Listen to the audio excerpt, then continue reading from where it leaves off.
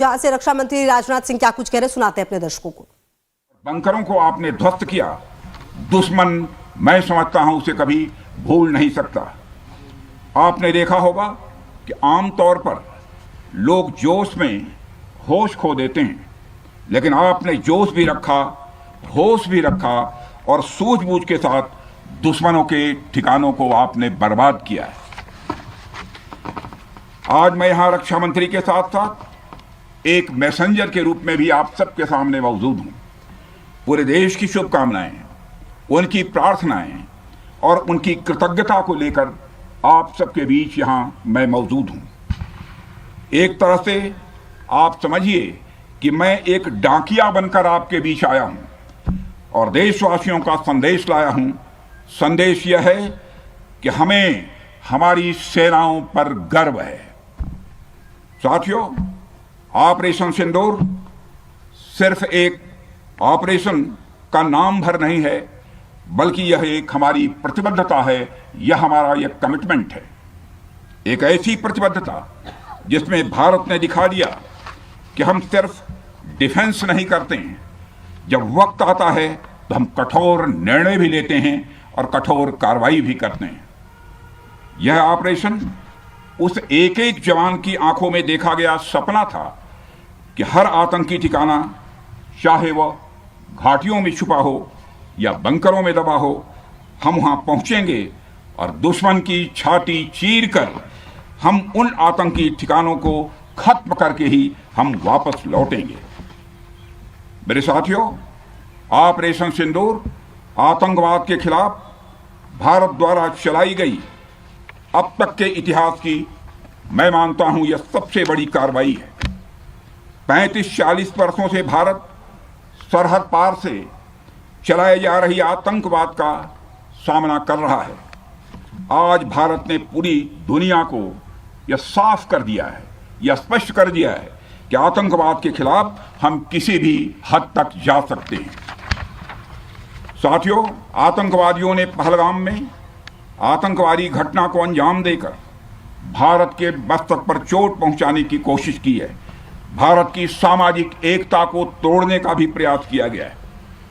उन्होंने भारत के माथे पर वार किया, हमने उनकी छाती पर वार किया है और छाती पर घाव किया है।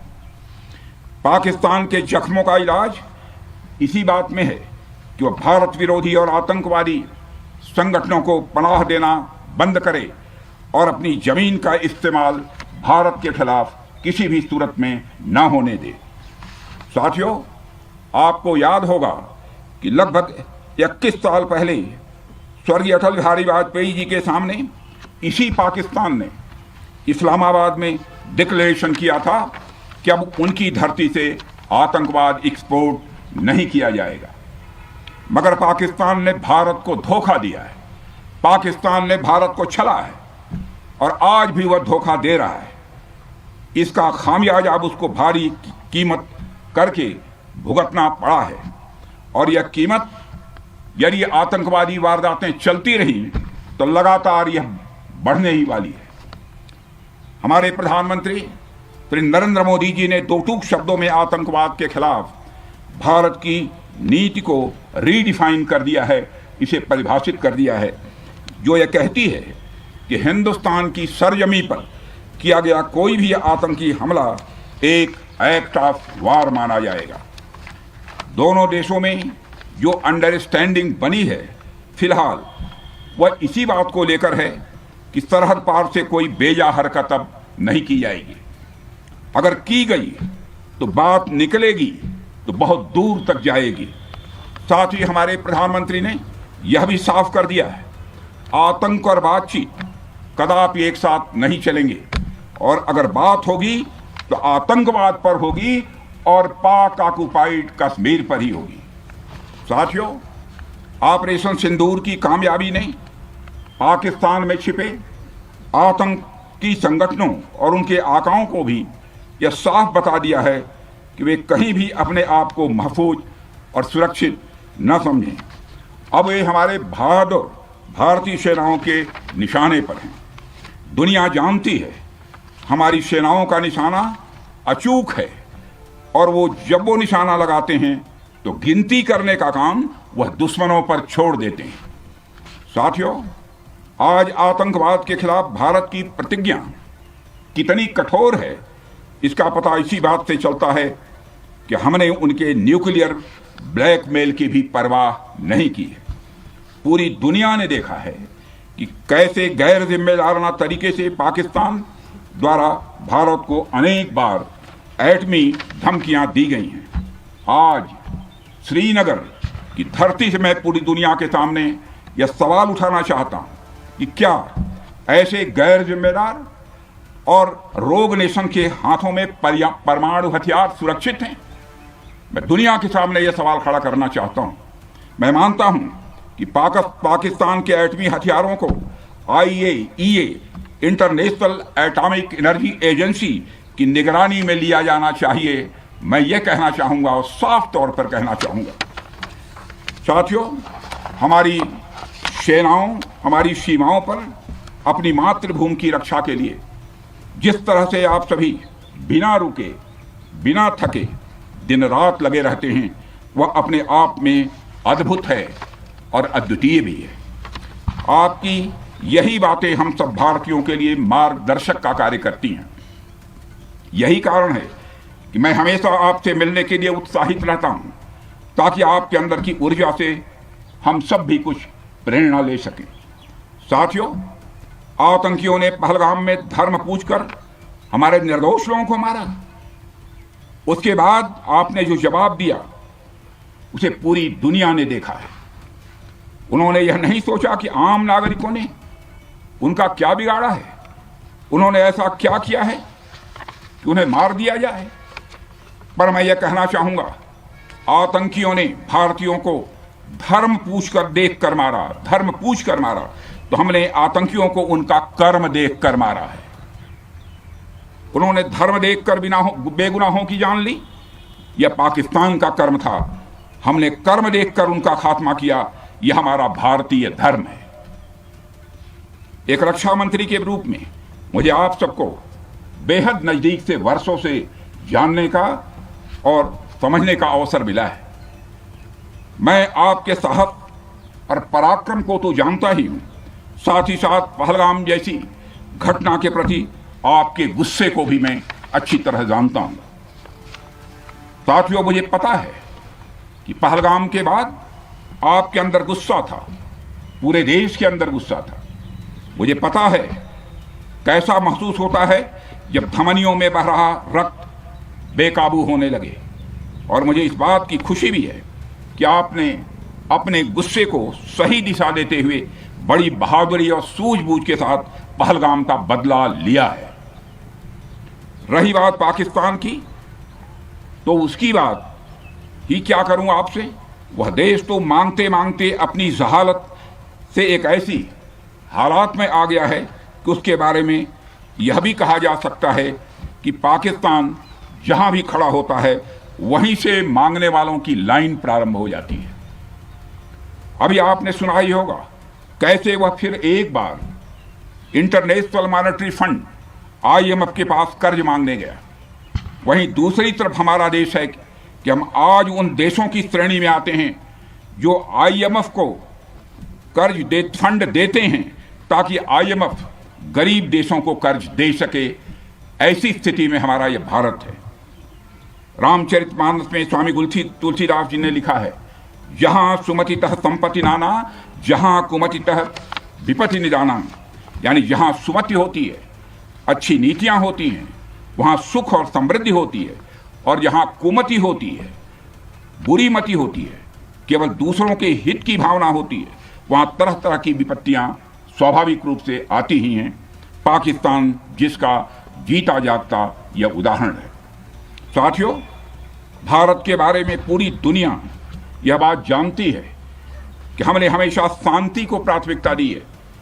हम आमतौर पर युद्ध के समर्थक कभी नहीं रहे, लेकिन स्थितियां जब इतनी विकट हो जाएं, जब देश की संप्रभुता पर आक्रमण होने लगे, तो जवाब देना यह आवश्यक हो जाता है।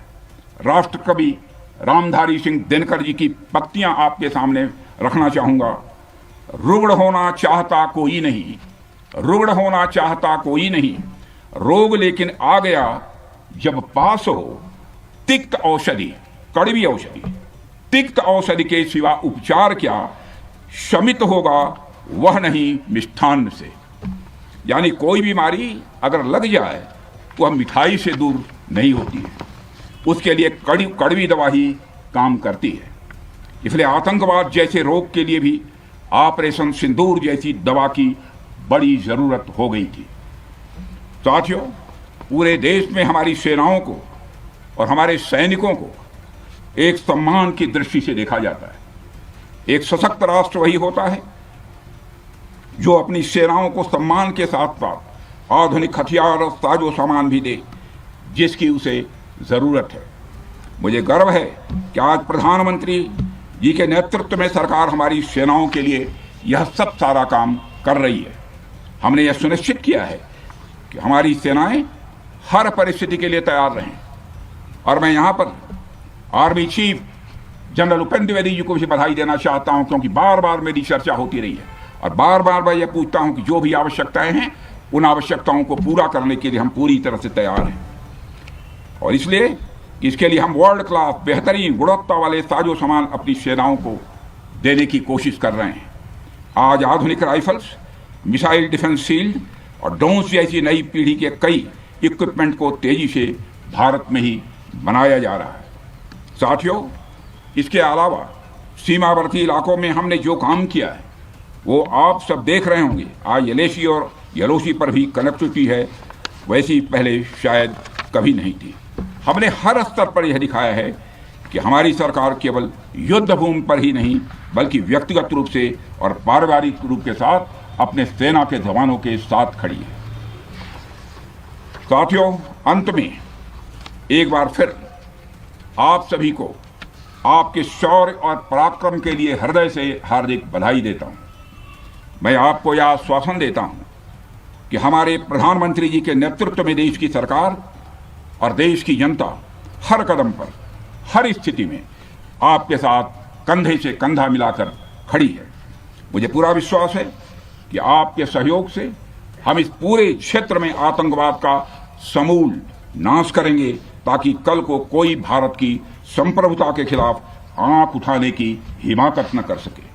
इसी आशा और विश्वास के साथ आप सबके शौर्य और पराक्रम की सराहना करते हुए और आप सभी को अपनी हार्दिक शुभकामनाएं देते हुए अपना निवेदन समाप्त करता हूं। बोलिए जय हिंद, जय हिंद। यहाँ का घोष वाक्य क्या है?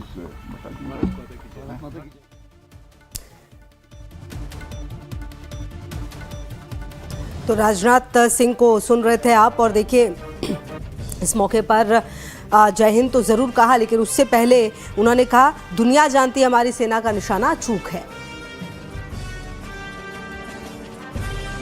तो देखिए उन्होंने कहा कि साथियों, आपको याद होगा लगभग 21 साल पहले स्वर्गीय अटल बिहारी वाजपेयी के सामने इस्लामाबाद ने डिक्लेयर किया था कि पाकिस्तान से आतंकवाद एक्सपोर्ट नहीं किया जाएगा, लेकिन पाकिस्तान ने धोखा दिया है। हमारे प्रधानमंत्री मोदी जी ने 2 तूक शब्दों में आतंकवाद के खिलाफ डिफाइन कर दिया है। उन्होंने कह दिया अब कोई आतंकी वारदात एक्ट ऑफ वॉर मानी जाएगी।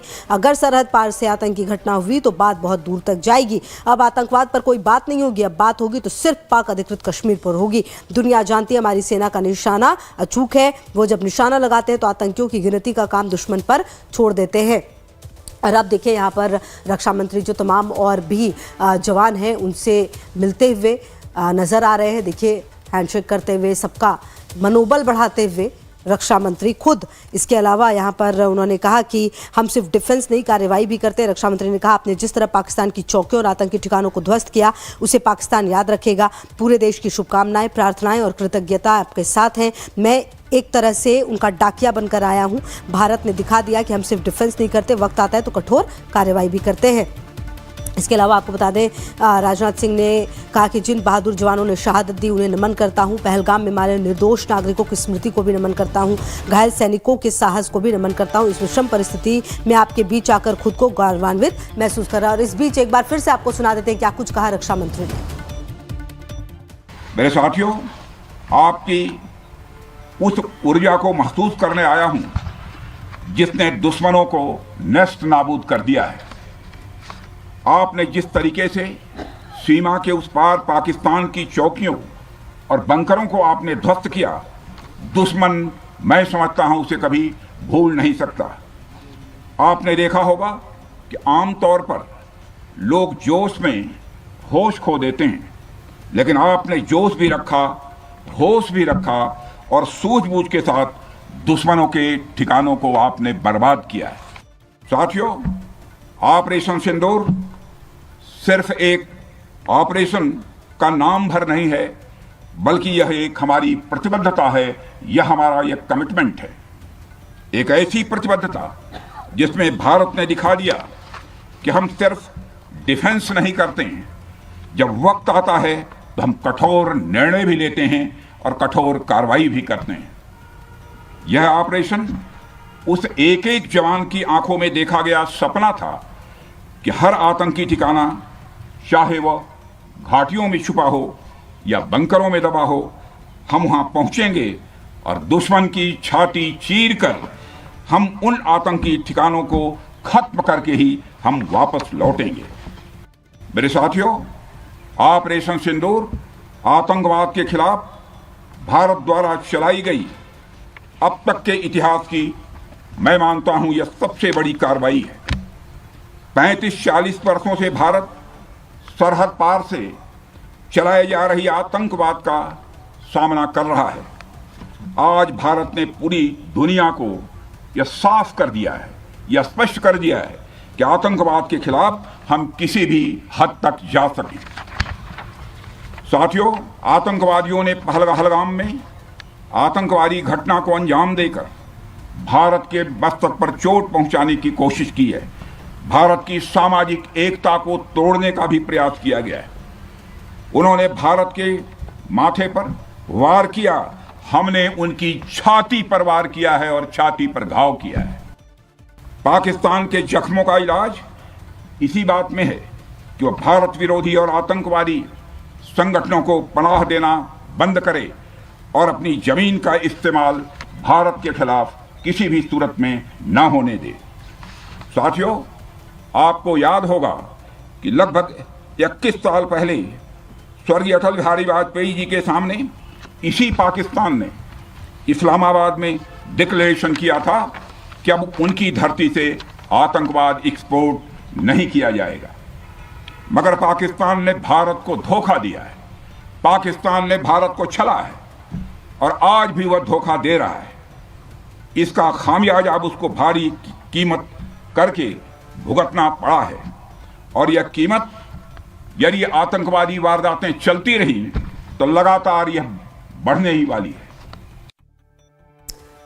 और इस बीच तस्वीरें भी लगातार सामने आ रही है जो हम आपको दिखाने की कोशिश कर रहे हैं। आतंकी कहीं भी खुद को महफूज ना समझे, वो भारतीय सेना के निशाने पर हैं। बड़ी बातें जो रक्षा मंत्री ने कही वो अपने आप में काफ़ी महत्वपूर्ण है और लगातार यहाँ पर जो जवान हैं उनसे मुलाकात करते हुए श्रीनगर की तस्वीरें हैं। और इससे पहले आपको याद होगा किस तरह से प्रधानमंत्री भी जब पहुँचे थे पंजाब के एयरबेस, तो वो भी काफ़ी महत्वपूर्ण तस्वीरें थी। एक तरह से देखिए, जब देश के प्रधानमंत्री, रक्षा मंत्री जब इस तरीके से पहुंचते हैं तो वो कहीं ना कहीं मनोबल ज़रूर भारतीय सेना का ज़रूर बढ़ता है और दुश्मनों की जो सांस है वो फूलने लगती है। क्योंकि आप समझिए कि जिस तरह से ये तस्वीरें सामने आती हैं वो बताती हैं कि भारत किस तरह से लगातार अब आतंकवाद को जड़ से ख़त्म करने की बात जो लगातार कह रहा है, उस दिशा में लगातार काम भी हो रहे। लगातार हम आतंकवादियों को ख़त्म करने की कोशिश और कवायद में जुटे हुए और रक्षा मंत्री की मौजूदगी श्रीनगर में।